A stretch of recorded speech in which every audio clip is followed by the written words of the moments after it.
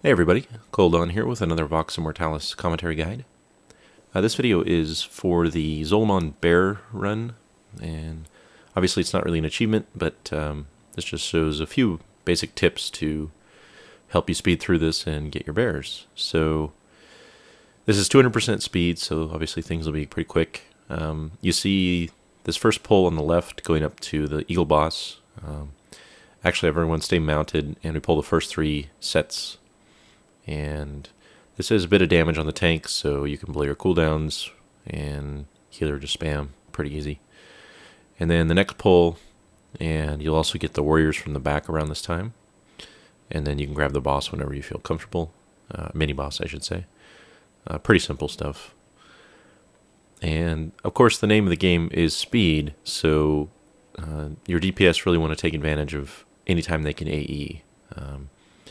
And it doesn't really matter the type of DPS you have, they just have to, basically not suck. And of course, gear helps. We're all very geared for this zone. Most of us are in full 359s with quite a bit of 372 epic raid gear as well. So, the timer may be a little bit different for you. But if you want to stack your group, generally melee DPS are going to be slightly stronger if you don't have gear. So the Eagle boss is probably the hardest one, just because he does so much damage for the healer. Make sure your healer is quick on dispelling the magic debuff. And then everyone should be blowing cooldowns. You'll want to use Bloodlust or Time Warp as soon as you can on this first boss, because then you'll be able to use it a second time during probably the third boss, if not the fourth. And in this pack, if you can skip it, if they're in the right position, do so, but generally it's not going to be worth your time if they're right next to you and you can't run around. And the only dangerous thing is just make sure your tank and any melee watch out for that ground effect. It's pretty deadly if you stand in it too long. And these pulls are all pretty simple. Again, try to take advantage of high AE damage if you can.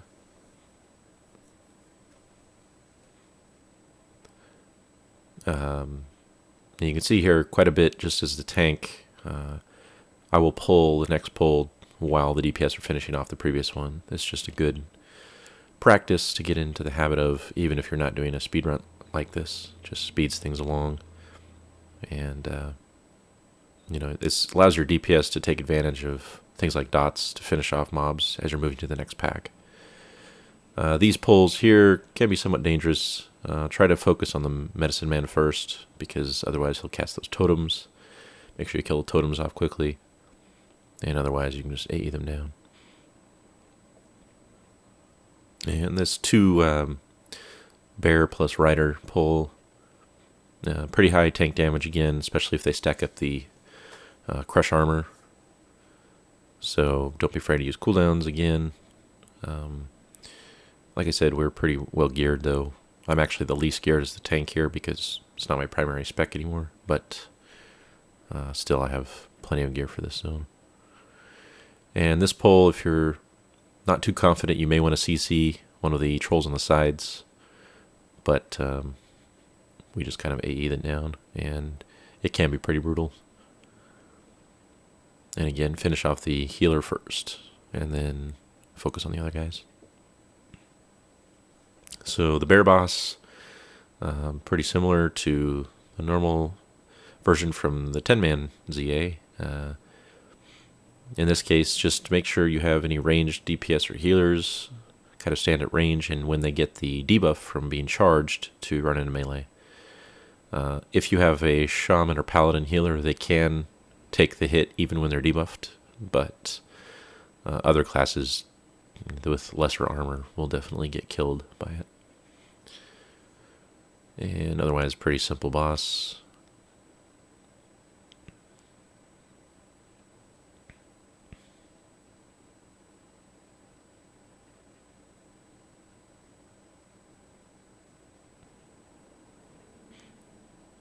Another thing is to make sure you have someone assigned to looting the boss while everyone else mounts up afterward.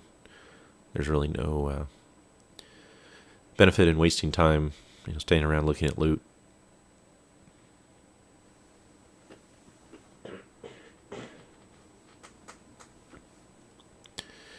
So this part can be somewhat dangerous if you don't know where the scouts are. Initially getting in here, hug left to avoid that stationary scout that's on the right. And then make sure you DPS or root the scout in this pole. You can see as a bear tank, I just charge him. And same thing with this part here. There can be roamer scouts nearby, but that one there is always stationary, so get him first. And then just AE them down.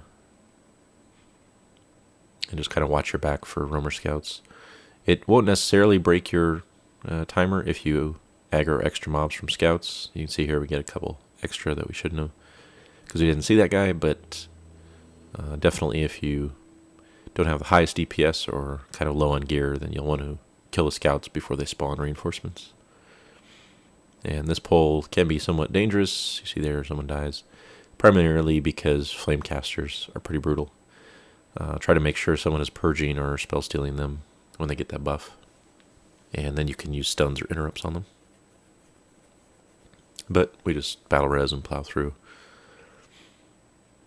And again here, focus on the flame casters, make sure melee watch for that ground effect.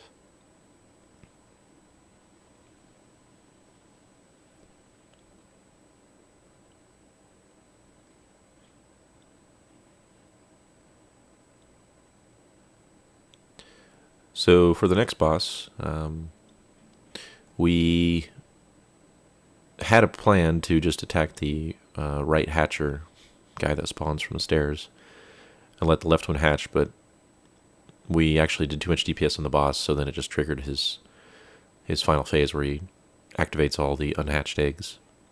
So in retrospect, after we've done this nowadays, we actually don't worry about the hatcher guys. We just focus on the boss, kill them off, and then have all the eggs spawn at the same time, because it's easier for the tank to pick up all of them at once rather than in these waves.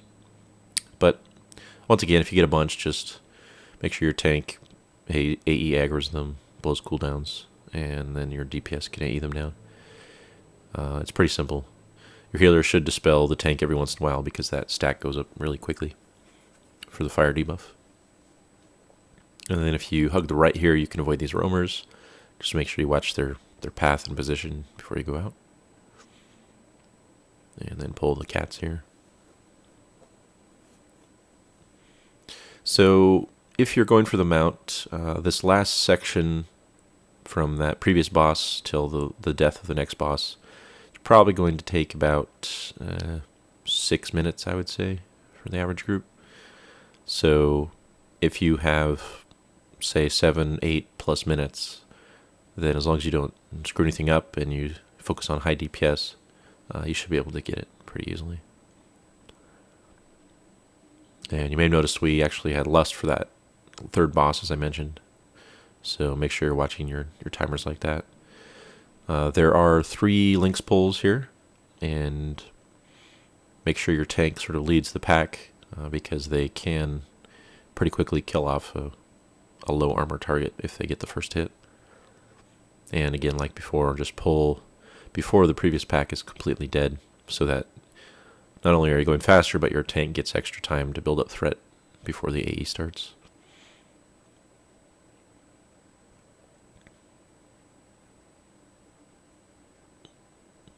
And it's also a good idea if your tank has sort of extra, I don't want to say DPS gear, but tank gear with DPS stats, expertise, hit. This is a good place to use them. You don't really need that much survivability. On the really difficult pulls, you can use your cooldowns rather than rely on your gear, because strong tank DPS is really helpful for this entire run. This pull can be somewhat troublesome because of the charm, so try to focus down the handlers first. You can use stuns and things on them too. And then once they're dead, move into the room. All the bosses in here in this zone, once you pull them, after a few seconds, they'll sort of close off their area, so make sure the group is well inside the room. And then for this boss, we just ignore the links, focus on the boss the whole time. He'll heal himself up over and over. Make sure you pull him out of the totems, and I don't do a great job because this is sort of our first time, but You can actually avoid getting hit by the lightning totems if you move far enough away. They have a range of around 30 yards or so. But you can kind of see we just kind of eat the damage and spread out here. And we're actually doing the achievement for this boss at the same time, which is just not to kill any totems, so it's pretty simple. I just kind of rotate him around the room as he spawns totems. And so the trigger for whether you get the credit for the bear is based on the death of this guy here. This basically, if the timer runs out, he will execute the friendly little person in the cage there by the entrance. So if you kill him before that happens, then you'll get them out. So that was it. Good luck. Thanks for watching.